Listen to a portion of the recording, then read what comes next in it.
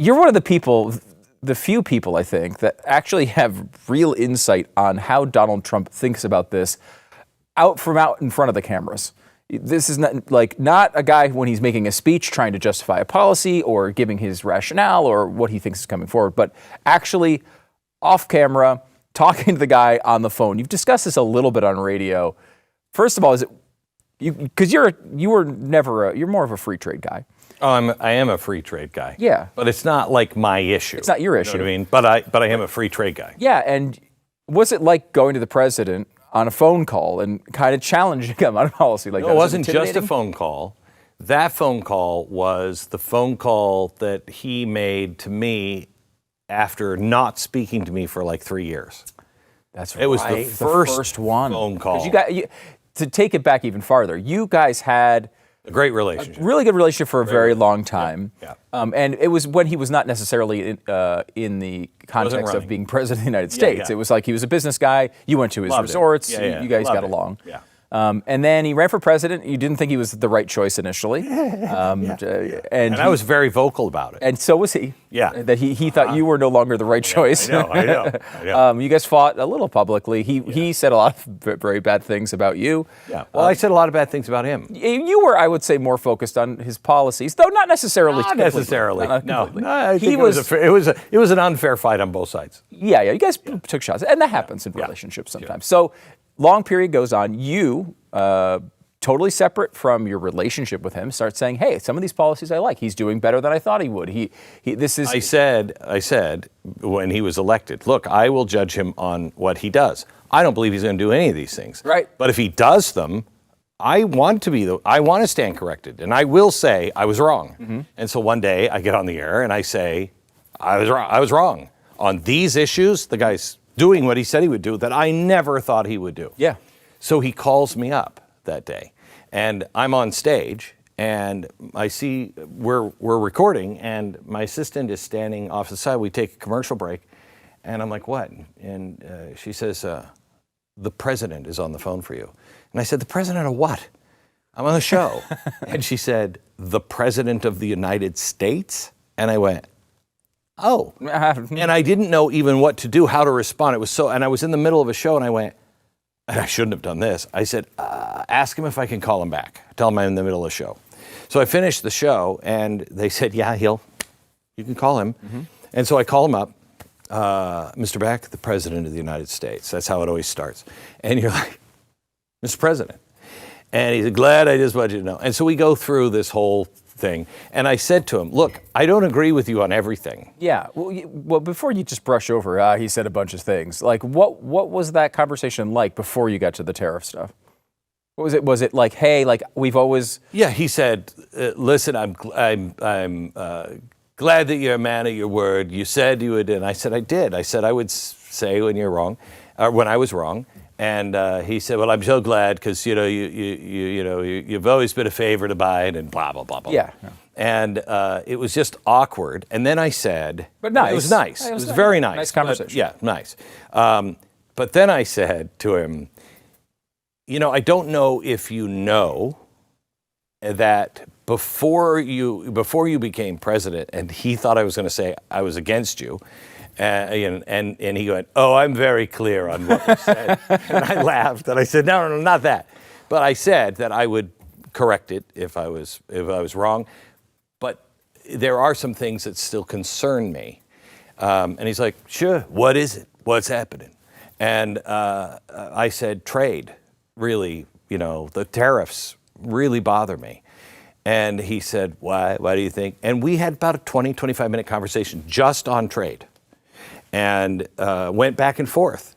And it was a really good conversation. And this gave me more respect for him at the end, unlike most politicians. Most politicians would go, you know what, you bring up some good points. I'm going to take that. I'm going to mill that around. I'm going to think about it. Great. Mm-hmm. Instead, on our makeup phone call, he said, I got to be honest with you. I just love tariffs. I'm going to do it anyway. That was my reaction. I just laughed so hard. And I said, I respect you for that. Yeah. Yes. Yeah. So, and that's where we are. I think that is the basis of where we are today. That's why people were saying, oh, well, he's just going to run away from these. I don't think that's what's in his mind. He may negotiate different deals with certain countries, but like this is a core part of his He's foundational not policy. suicidal. The president knows this is the end of a successful presidency if this tubes the economy. Right. Okay. He knows he has very little time to fix the economy. He believes that good trade deals are essential, that we're no longer taken advantage of. Mm-hmm. Now, he will say that I want better than zero, which then doesn't make it a fair trade, not an even playing field. But I want better than that. And if he can get that, he'll take that. But I think he wants a good deal with all of the countries. He is going to keep the tariffs up on China because he doesn't like China, and none of us do. Mm-hmm. But he wants a fair deal, and I think if he could get the countries to zero and the economy is still doing what it's doing, I think he will say, okay, that's good, win. Whether that's what he ultimately wanted or not, he'll take the win he can get because nobody's going to push harder than him. So he'll push as hard as he can, but he's not suicidal. He knows. And I think like a lot of people when we talk about tariffs, talk about China, which I think there's broad agreement we should be doing something against them. Whether tariffs are the right approach or not is maybe another story. But like I don't know any conservative, for example, who's like, oh well, actually, like China's doing a great job. They're not stealing our intellectual property. Everything's fine. How do you make out, like for example, Israel, right? Like one of our closest allies, they preemptively went to 0% tariffs. Now they have motivation for that because really their motivation is not trade. Their motivation is Hamas and somebody actually standing with them. But they went out of their way to do that. They came to the White House. Netanyahu's saying, hey, we'll go to zero. We're doing everything we can. And we're still telling them, sorry, 17% tariffs. I mean, I understand his motivation is more based on trade flows than it is on tariff rates per se. But like if he was really interested in getting a more free trade relationship with our allies, you'd think this would be a great thing for him to stand up and say, this is an achievement. We're done this. Let's go to zero and have it. You just think it's going to take more time? I think it's going to take more time. I think he'll play this out until he realizes that's the best deal I can get. Look, this is stuff, and not necessarily the tariffs, but the correction of the world system has been needed since probably 1990. And nobody's had the balls to do it. And he knows, I'm the only one that's going to do it. Go ahead. You think J.D. Vance is going to do it? I don't think so. Because it's only going to get harder from here. We could have done it without all this pain 25, 30 years ago, but nobody would do it. So he knows this has to be corrected. There has to be a course correction. Now, he might think his ultimate goal is to get rid of the IRS and everything paid like it was, in the 1800s by tariffs. Whether you can get there or not, whether that would work or not, I don't know. But that might be his ultimate goal. But the moment he goes, that's as good as I can get, and any more pain that is applied hurts us just as much as it hurts the rest of the world, I'm out. He'll take that win, and it'll be an honest win. And I do think that, when he starts taking wins, the markets will reverse. I mean, it sucks if you needed to pull out money right now, but I do think that they will climb back up at least some if he does start reversing. If this continues and goes on and on and on, and we get into an actual trade war, it's not going to go well. And we're definitely in a trade war with China and probably Europe at this point. Yeah, and probably Canada. Yeah. And that's not good. No. It's not good.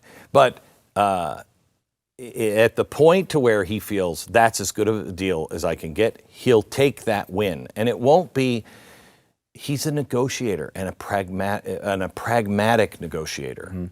He knows I've got extra room at the table. I'm going to push in a little harder, He's not suicidal, and he's not trying to kill the country. He's just an aggressive negotiator. What's happening right now, if you've ever been to a car dealership and you go with somebody who's an aggressive negotiator, and you just get so uncomfortable because you're like, look, I want everybody to get, have a win here. I want everybody. The dealership is going to make money. Okay? The dealership is going to make money. You want somebody on your side that is pushing that dealership the furthest it can possibly push them. They'll say no when they can't make any money, and then you'll know, but you play hardball for a while. That's, I think, what he's doing. And, and his effort is to negotiate not lower rates, but just some whatever the best deal is as far as trade goes generally, or what. I think it's hard to. I think he's setting up. Look, nothing is as it was. NATO, you better step up to the plate, because I'm not sure I'm going to protect you anymore. The United States may be out of NATO because it's not necessary in my book anymore. Now, do we get out of NATO? I don't know. Do we change NATO because of the way he's dealing with it? Yeah, I think we end up getting Greenland, not as a 51st state, but as a base, and we get their minerals. I think that happens in the end. And that would never happen unless you had a president that's like, I don't think I'm going to protect Europe anymore. I just don't think we're going to do it. I mean, why should we? What do we get out of it? Yeah. They will work together to show, okay, wait. Maybe if we had Greenland, it would be easier for us to help with that, right? Like, Right. The biggest that's what I see with that. The biggest danger here is that you are dealing. It's why you can't negotiate with terrorists. Yeah. They're terrorists. They want you dead. Okay? So if the WEF people are the ones that are sitting across the table on the Europe thing, they don't mind if it all goes down. They've been they looked at COVID and said, don't waste this opportunity. Right. It's a chance for us to take it, right? The crisis go to waste. Right. So they'll see this as a crisis, and they might even push into it and make it even worse.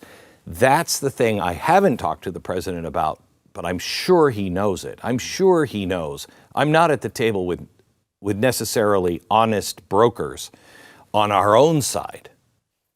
Last one for you. Ted Cruz was asked to comment about this, and he, I think, sounded a little bit like you do, which was, hey, I'm not necessarily a tariff guy generally, but, the president won. This is part of his plan. He ran on this.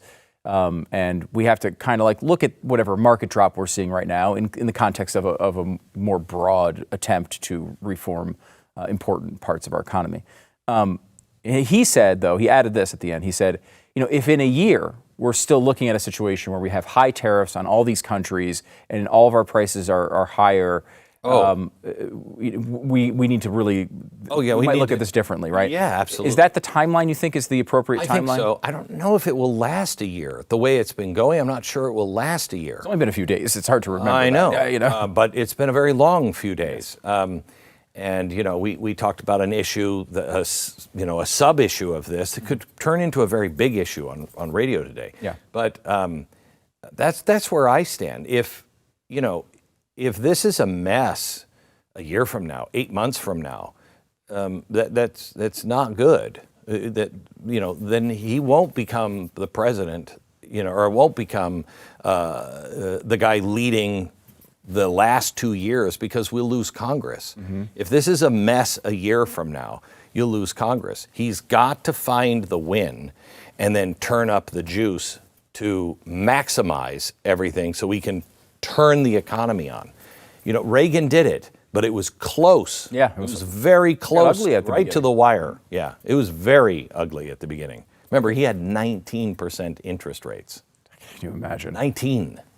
Hopefully we don't see anything like that in the next year. Glenn Beck, his new special is coming up tonight, 9 p.m. Eastern. Be sure to stay tuned. It is called How Global Elites Betrayed America on Trade and Immigration. How did we get here? We're going to go through that tonight. As always, best way to watch is on BlazeTV. Go to blazetv.com/Stu or StuDoesAmerica.com. Enter the code STU. You'll get $20 off your annual subscription. Glenn, thanks for coming on. Thank you.